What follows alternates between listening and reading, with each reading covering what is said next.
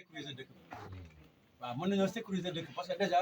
ñenn ñu bëree bëri am na loo xam ni xawuloon na leer ci seen bopp ci wàllu ay chirque wala askar bi nu ñu koy defee ak affaire yu mel noonu muy jigéen muy góor ñoom ñëpp mu nekk ni jël nañu ko ba ci xale yu ndaw yi ngay gis voilà ba ci xale yu ndaw yi ngay gis loolu dafa bokk ci li fiy des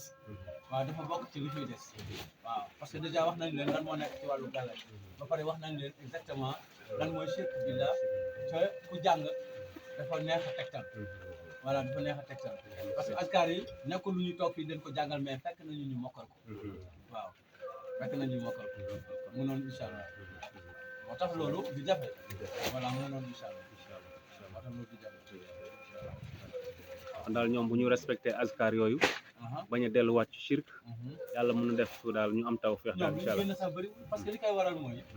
nit dina jéem intervention ci loo xam ne gëmu ko lool parce que man avant may ñëw ku mel ni suma mbokk bi yaa ngi dégg moom xamaloon na ma carrément ne ñi ma gis fii ñuy yëngatu ci yooyu yëpp ñu loolu doy ñu sax parce que li koy nit bu sonnee nag ci menn mbir des fois voilà mu ngi ut intervention ci loo xam ne da lay leer ni lii du rek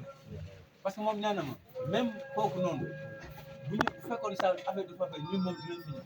pour mën a censurer de voilà moom eggoon na foofu loolu noonu incha allah parce que nee na même bu dul loolu fii ak dimanche maa ngi jéem a négocier pour nga ñëw su ko defee ñu raxas dëkk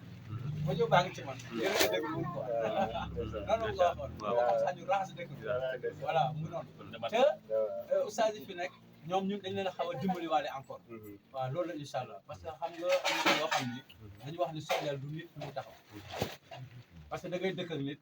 xam lu baax di ko wax mais du ko appliqué loolu moo taxoon yonent Yàlla Muhammad sallallahu alayhi wa sallam yàlla digal ko mu gàddaay Màkka dem Medina pour ñëw bu fekkoon ni ay mbokkam nanguloon nañ ay dëkkandoom nangul ko du jar muy génn waaw du jar muy génn mais mbir mi kañ la fi judd kañ la fi màgg kañ la fi am bii xam-xam dafa nekk ñetti kaña yoo xam ne